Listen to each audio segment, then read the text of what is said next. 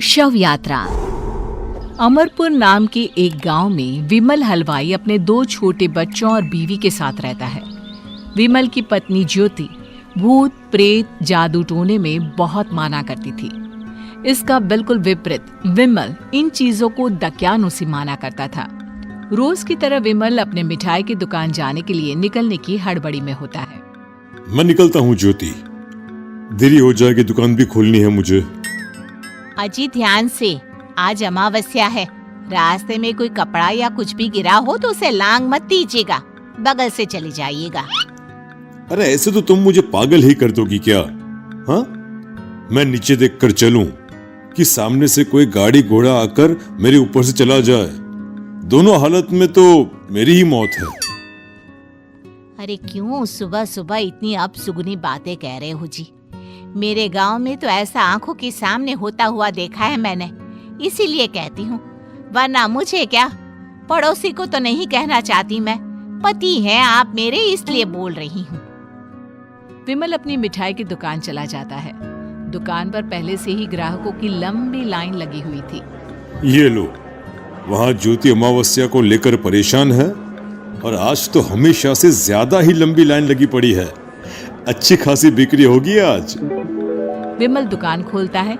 एक के बाद एक ग्राहक उसकी दुकान पर मिठाई ले रहे होते हैं। तभी गांव की एक बूढ़ी औरत विमल से कहती है, जिस तेजी से बिक्री हो रही है, कहीं किसी की नजर ना लग जाए, नींबू मिर्ची टांग ले। अरे क्या चाची तुम भी, ये सब नजर बजर कुछ नहीं होता है। कैसे लोग हैं मेरे आसपास। अपनी दुकान से शाम को विमल हंसते कूदते वापस घर आता है। हाँ, आज तो अच्छी खासी बिक्री हुई है। एक महीने में जितनी बिक्री होती है, एक ही दिन में आज उतने पैसे कमा लिए मैंने। ये तो बहुत अच्छा हुआ जी, आज ही घर की नजर उतारी है मैंने। बिक्री तो अच्छी होनी ही थी। अच्छा, तुम खाना लगा दो, सारा माल बिक चुका है। मुझे शहर जाना होगा, कुछ चीजों की जरूरत पड़ेगी। रात भर मिठाई बनाऊंगा, तब जाकर कल सुबह दुकान खोल पाऊंगा।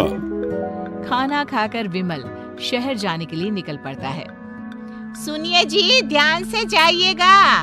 चौरस्ते पर किसी जादू टोने की चीज पर पैर मत रख दीजिएगा। हे भगवान, हद हो गई ज्योति, ये तो मैं जा रहा हूं। विमल गुस्से से शहर जाने निकल पड़ता है। रात का काला घना अंधेरा, चांद की एक भी किरण ना होने के कारण अंधेरे में कुछ भी देख पाना मुश्किल था। जंगल के बीच के एक अधकच्चे रास्ते से विमल जा रहा होता है। चारों तरफ गुफ अंधेरा और सन्नाटा सुनाई दे रहा था, और सुनाई दे रही थी विमल के पैर के नीचे आ रहे सूखे पत्तों की आवाजें। तभी अचानक दूर से उसे कुछ आवाजें सुनाई देती है। अरे, ये इतनी रात को जंगल के रास्ते कौन जा रहा है? शायद कोई टोली होगी।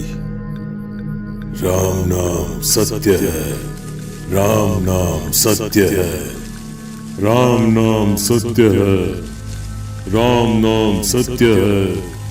धीरे धीरे आवाज कुछ कुछ सुनाई पड़ती है। आवाज धीरे धीरे और नजदीक आती सी लगती है। विमल देखता है कि उसके सामने से सजी धजी सफेद कपड़े में लिपटी एक अर्थी निकल रही है, जिसके साथ 5 लोग ही थे। 4 आदमियों ने उसे कंधा दिया हुआ था। एक मटका लिए आगे आगे बढ़ रहा था। विमल के बिल्कुल सामने आकर अर्थी रुक जाती है। उसमें से एक आदमी विमल से कहता है, अरे भाई, जरा अर्थी को कंधा लगाना, मैं बहुत थक गया हूँ, बड़ी मेहरबानी होगी। हाँ भाई, कंधा तो मैं लगा दूं, पर रात को 12 बजे ये शव यात्रा, इस समय कौन अर्थी ले जाता है? तभी विमल को ऐसा लगता है कि शव में से आवाज आई, ये आवाज। मजबूरी है भाई, आप कंधा दीजिए, मैं रास्ते में सब बताता हूँ आपको।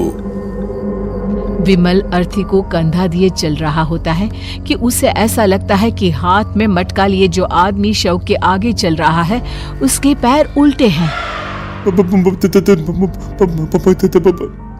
क्या हुआ भाई, हकला क्यों रहे हो? वो आपके साथी के पैर उल्टे।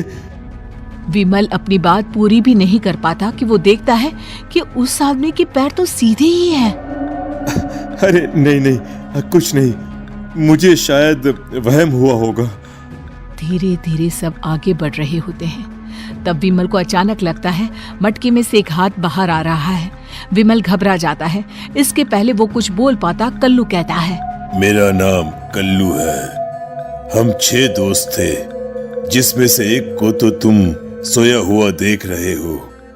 इतनी पक्की दोस्ती थी कि जैसे हम सब सगे भाई हैं। पर किस्मत का कोई क्या कर सकता है। आज से 4 साल पहले एक नदी में हम सब नहाने गए थे, जिसमें डूबकर राजेश की मौत हो गई। किसी मजबूरी के कारण हमें उसकी अर्थी को रात को ही शमशान घाट ले जाना पड़ा। हम 5 उसे ले जा रहे थे। 4 साल पहले आप 5 में मैं कुछ समझा नहीं।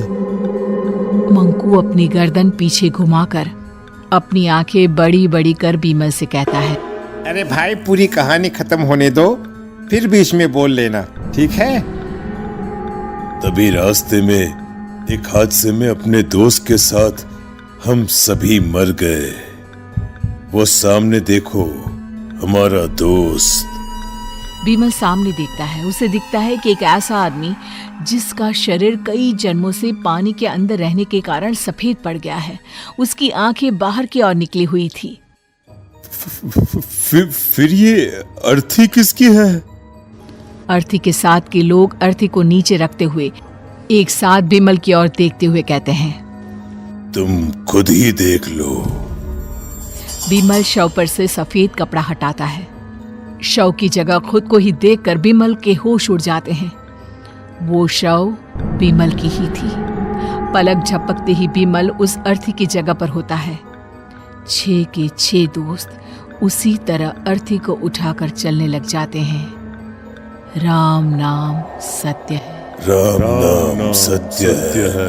राम नाम सत्य है।